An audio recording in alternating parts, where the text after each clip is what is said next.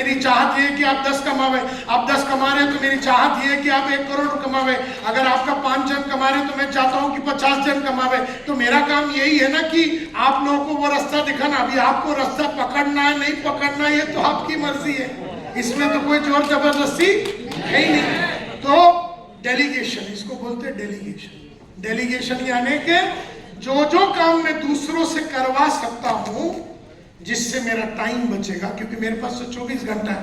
पहला मेरे पास 50 डाउनलाइन थे, बाद में 500 डाउनलाइन हो गए। टाइम कितना है मेरे पास? टाइम कितना है मेरे पास? 24 घंटा। 50 थे तभी कितना था? 500 हो गए तो कितना है? 5000 का टीम हो गया तो कितना है? 50,000 का टीम हो गया तो कितना टाइम है? तो मुझे ये भी देखना है ना कि मैं कहां पर अपना टाइम दूंगा, और मेरा टाइम को कम, मतलब मेरा टाइम दूसरा अगर कोई वो काम करके दे सके, मेरा टिकट बुक हो गया, मेरा होटल बुक हो गया, मेरा सारा बुक हो गया, काहे को बैठ के मैं चला सारा चीज मैं करूं? मैं तो वो टाइम रोकड़ा लाने में इन्वेस्ट करूं ना, लोगों को जुड़वाने में, इन्वेस्टमेंट करने में इन्वेस्ट करूं ना। बराबर? क्लियर? मेरी बातें समझ में आ रही है तो हाथ ऊपर करो। इसको डेलीगेशन कैपेबिलिटी बोलते हैं। एंटरप्रेन्योर कैपेबिलिटी जो मैंने अभी बताया, ये एंटरप्रेन्योर कैपेबिलिटी एक धंधे वाले की सोच है, एक बिजनेसमैन बिजनेसवुमन की सोच है। मेरा लैपटॉप खराब हो गया थोड़े दिन पहले, मैंने फोन कर दिया सुनील को, मैंने एक नया लैपटॉप लेके रखना घर में आने के पहले। मैं कल पहुंच रहा हूँ रात को हैदराबाद से। घर पहुंचा तो लैपटॉप रेडी, सब लोडेड, सब कुछ रेडी। हमारे ऑफिस में पूरा बैकअप है तो बैकअप लेके रख दिया। अभी मैं क्या बैठ के साला लैपटॉप खरीदने जाऊं? 1.5 लाख रुपए का लैपटॉप खरीदने के लिए मैं शोरूम जाऊं या आदमी को बुलाऊं, उसके साथ साला मगजमारी करूं, 3 घंटा निकालूं, और 3 घंटे में मेरे को ये देखना है कहां से मेरे को साला 1 करोड़ रुपया मिले।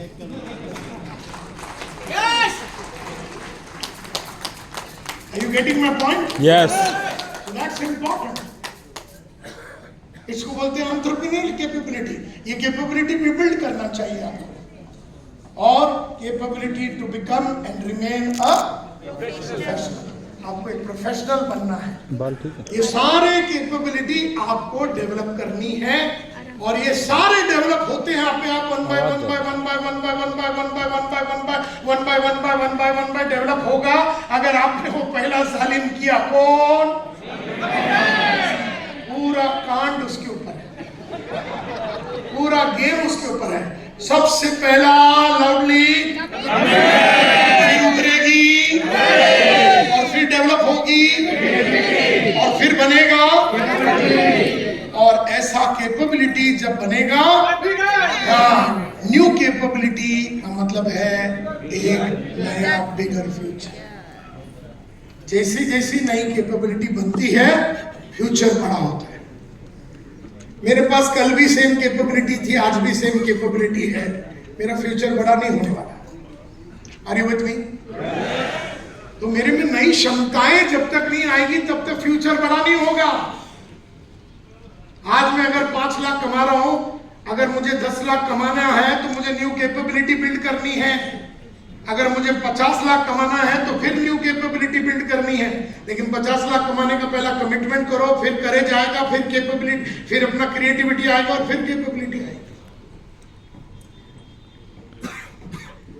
हमेशा याद रखो, नया कैपेबिलिटी म्हणजे नया फ्यूचर। और नहीं तो तुम पुराना ही डायलॉग को, पुराना ही स्टाइल को, पुराना ही मीटिंग लेने का स्टाइल को, पुराना बोलने का स्टाइल को, पुराना बेचने के स्टाइल को ही रगड़ते रहेंगे, और थक जाओगे, पक जाओगे, रुक जाओगे।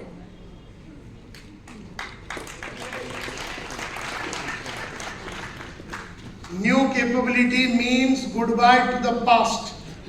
अलविदा करना है पास्ट को।